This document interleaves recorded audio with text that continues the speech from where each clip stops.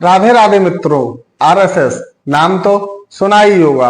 RSS यानी राष्ट्रीय स्वयंसेवक संघ, एक ऐसा संगठन जिसके नाम से ही स्पष्ट होता है कि वह एक ऐसा संगठन है जो स्वयं की प्रेरणा से राष्ट्र सेवा के लिए कार्य करता है और जिसके अंदर स्वयं की प्रेरणा से राष्ट्र सेवा करने का भाव जागृत होता है, वही स्वयंसेवक कहलाता है।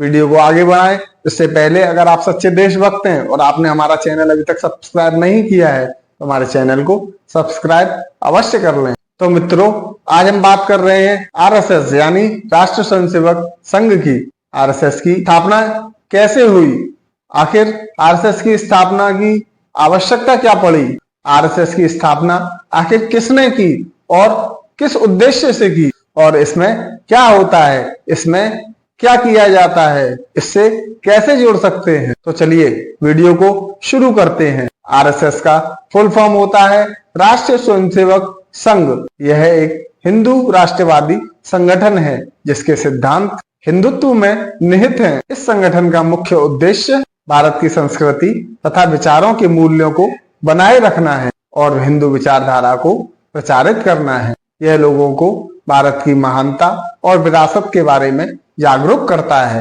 और आपदाओं में राष्ट्र सेवा के लिए हमेशा तैयार रहता है। अब बात करते हैं आरएसएस की स्थापना के बारे में। आरएसएस की स्थापना 27 सितंबर 1925 को विजयदशमी के दिन डॉक्टर केशवराव बलिराम हेडगेवार जी द्वारा मोहिते के बाड़े नामक स्थान पर नागपुर में की गई थी। संघ की पहली शाखा में सिर्फ 5 लोग शामिल हुए थे, जिसमें डॉक्टर केशवराव बलराम हेडगेवार जी के अलावा बाकी सभी बच्चे ही थे। उस समय डॉक्टर हेडगेवार जी का लोगों ने मजाक बनाया था कि बच्चों को लेकर और क्रांति करने चले हैं, और आज यह संगठन न कि केवल भारत का बल्कि विश्व का सबसे बड़ा हिंदू संगठन बन चुका है। हेडगेवार जी जब अपने घर पर इस संगठन की नींव रखने का विचार बना रहे थे, उस समय उनके साथ मात्र 17 लोग ही थे, जिनमें विश्वनाथ खेलकर, भाऊजी काबरे, अन्ना साहने, बालाजी उद्दार, बाबूराव बेदी आदि शामिल थे। राष्ट्रीय स्वयंसेवक संघ का यह नाम अस्तित्व में आने से पहले राष्ट्रीय स्वयंसेवक संघ जरीपटका मंडल और भारतोद्धारक मंडल, इन 3 नामों पर विचार मंथन हुआ और वोटिंग भी हुई। 26 में से 20 लोगों ने राष्ट्रीय स्वयंसेवक संघ नाम पर अपना मत दिया और इस तरह 17 अप्रैल 1926 को संघ का नामकरण राष्ट्रीय स्वयंसेवक संघ के नाम से हुआ और इसी दिन डॉक्टर हेडगेवार जी को सर्वसम्मति से आरएसएस का प्रमुख चुना गया और नवंबर 1929 में वे संघ के प्रथम सरसंघ चालक बनाए गए। संघ ने प्रारंभ से ही अपना रास्ता अलग ही बनाया है। यह ना तो कभी महात्मा गांधी के विचारों से सहमत रहा और ना ही इसने कभी कांग्रेस का समर्थन किया। संघ ने राष्ट्रीय ध्वज की स्थापना के समय तिरंगे की जगह भगवा ध्वज को अपना राष्ट्रीय ध्वज मानने के लिए समर्थन किया था और संघ का मानना था कि हमारा राष्ट्र हिंदू प्रधान देश है तो राष्ट्रीय ध्वज भी भगवा ध्वज ही होना चाहिए। संघ ने धीरे धीरे अपनी पहचान एक अनुशासित और राष्ट्रवादी संगठन के रूप में बना ली। महात्मा गांधी ने सन 1935 में जब आरएसएस के एक शिविर का प्रवास किया तो उन्होंने पाया कि यह संघ एक पूर्ण अनुशासित संघ है और छुआछूत तथा जातिवाद से बिल्कुल ही दूर है। यहाँ सभी एक दूसरे से घुल मिलकर और मिलजुल कर रह रहे हैं। किसी को एक दूसरे की जाति के बारे में पता भी नहीं है। यहाँ तो सभी अपने आप को हिंदू ही बताते हैं। उन्होंने इसकी बहुत ही प्रशंसा की। हालांकि आरएसएस को लेकर महात्मा गांधी जी के विचार पहले अलग हुआ करते थे। आरएसएस विश्व का अकेला एक ऐसा संगठन है जिसमें भ्रष्टाचार और अनैतिकता का आरोप आज तक नहीं लगा। इसमें कभी भी पदों को लेकर कोई विवाद नहीं होता। विजयदशमी का उत्सव संघ में बड़े ही हर्षोल्लास के साथ मनाया जाता है क्योंकि विजयदशमी के दिन ही संघ की स्थापना हुई थी। इसके अलावा संघ 5 उत्सवों को और बड़े ही धूमधाम से मनाता है, जिसमें वर्ष प्रतिपदा, हिंदू साम्राज्य दिनोत्सव, गुरु पूर्णिमा, रक्षाबंधन, विजयदशमी और मकर संक्रांति है। कुल मिलाकर वर्ष भर में संघ 6 उत्सवों को बड़े ही धूमधाम से मनाता है। यह संघ विश्व भर में फैलकर आज विश्व का सबसे बड़ा संगठन बन चुका है। आरएसएस विश्व के करीब 40 देशों में कार्यरत है। इसकी लगभग 73,117 शाखाएं प्रतिदिन नियमित रूप से लगती हैं। वर्तमान में आरएसएस का मुख्यालय नागपुर महाराष्ट्र में है। लगभग 27,717 साप्ताहिक मिलन शाखा और 10,567 मासिक मंडली शाखा लगती हैं। वर्तमान समय में 50 लाख से भी अधिक स्वयंसेवक नियमित रूप से प्रतिदिन शाखा पर जाते हैं और देश के लगभग हर तहसील और लगभग 55,000 गांवों में शाखाएं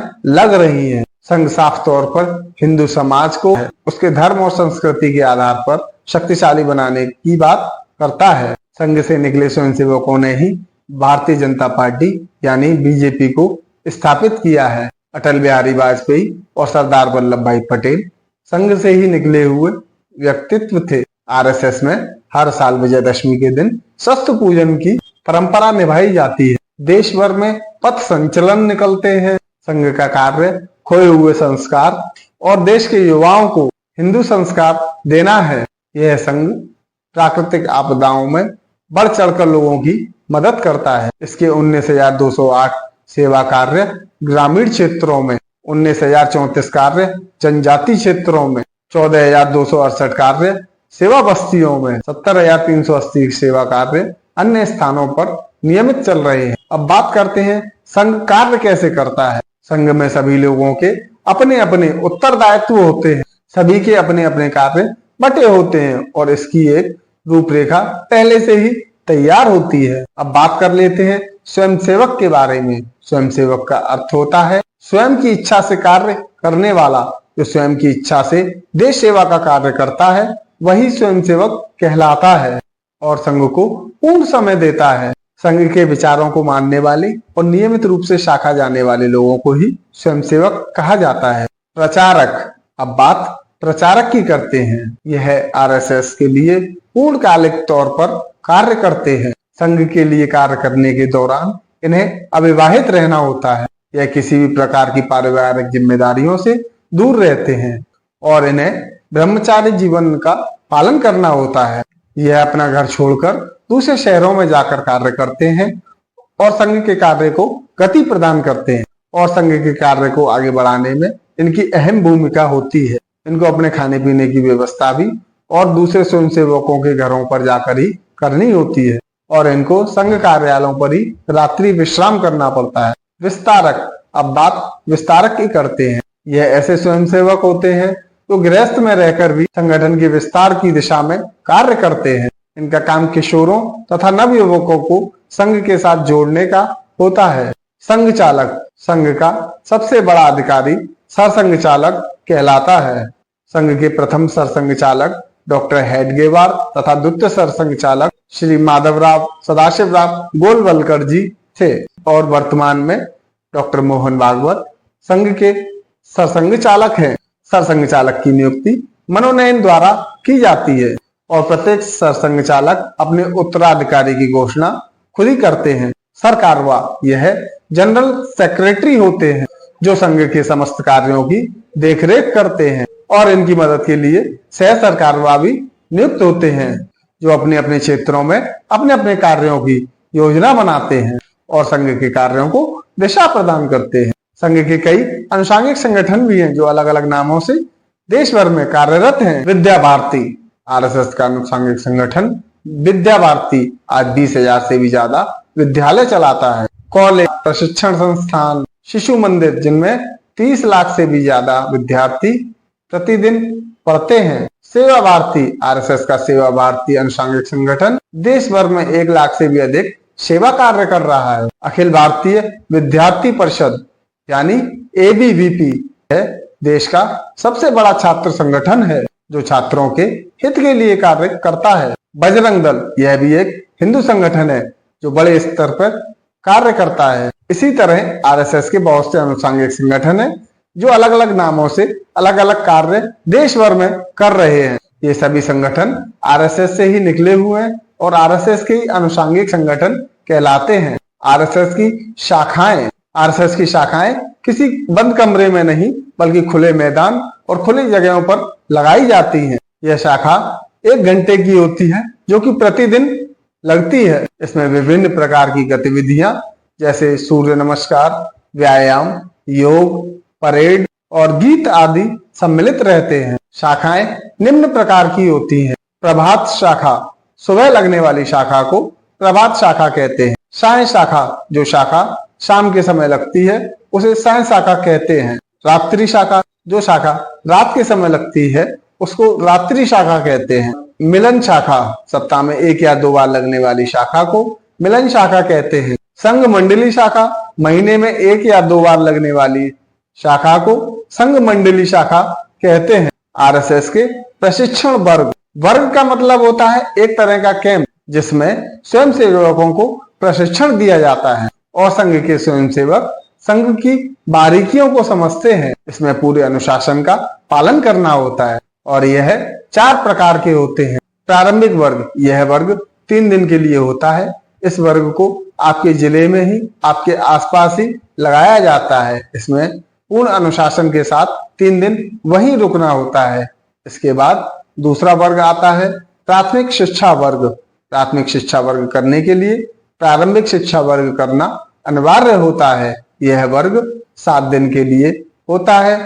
7 दिन वहीं रहकर प्राथमिक शिक्षा वर्ग में शिक्षार्थी प्रशिक्षण प्राप्त करते हैं। इसके बाद संघ शिक्षा वर्ग, यह वर्ग 15 दिन का होता है जिसमें 15 दिन स्वयंसेवकों को वहीं रुककर प्रशिक्षण प्राप्त करना होता है, जिसमें सभी विषयों को बारीकी से सिखाया जाता है और स्वयंसेवक को प्रशिक्षित किया जाता है। इसको करने के लिए प्राथमिक शिक्षा वर्ग करना अनिवार्य होता है। इसको अपने विभाग स्तर पर लगाया जाता है। कार्यकर्ता विकास वर्ग प्रथम, यह वर्ग 20 दिन का होता है। इस वर्ग को करने के लिए संघ शिक्षा वर्ग होना अनिवार्य होता है।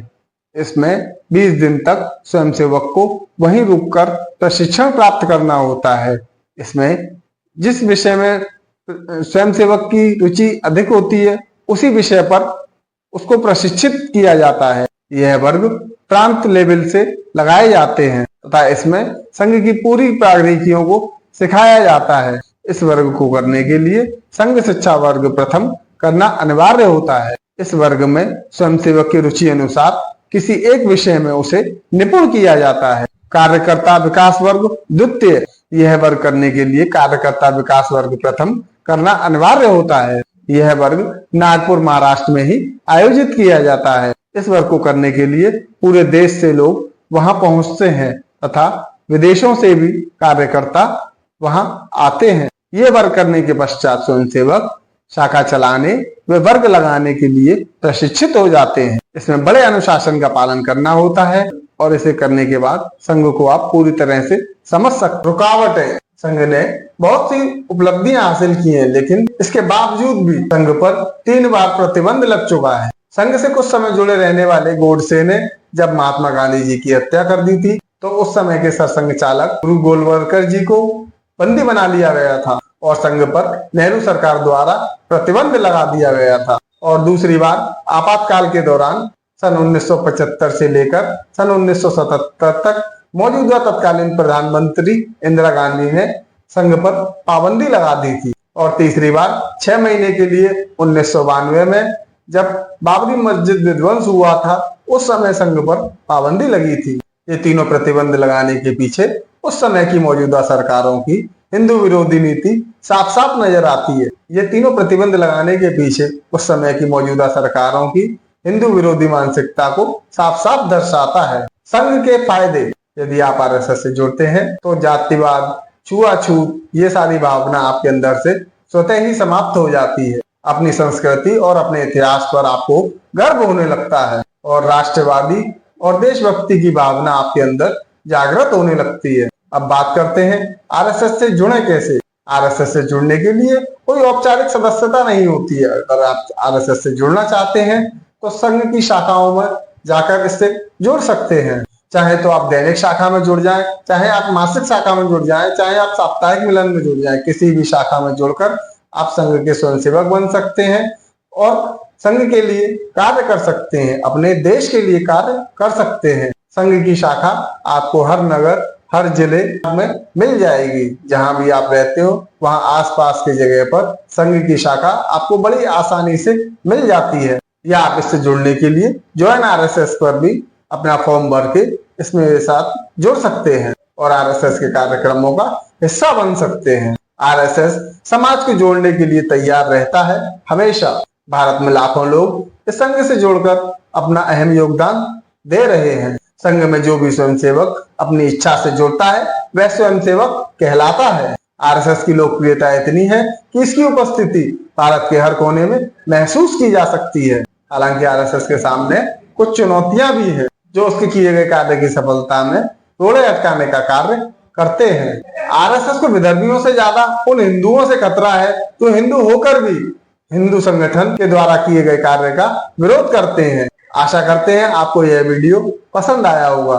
अगर आपको यह वीडियो पसंद आया हो तो एक लाइक अवश्य कीजिएगा, साथ ही अपने मित्रों को शेयर कीजिएगा। और यदि आप हमारे चैनल पर नए हैं और आपने हमारा चैनल अभी तक सब्सक्राइब नहीं किया है तो हमारे चैनल राष्ट्र महिमा को सब्सक्राइब अवश्य कर लें। साथ ही बेल आइकॉन नोटिफिकेशन के बेल को ऑन कर लें जिससे कि मेरे आने वाली वीडियो की नोटिफिकेशन आपके पास पहुंच सके। तो मिलते हैं फिर किसी नए वीडियो के माध्यम से किसी नए टॉपिक के साथ। जब तक के लिए नमस्कार, राधे राधे।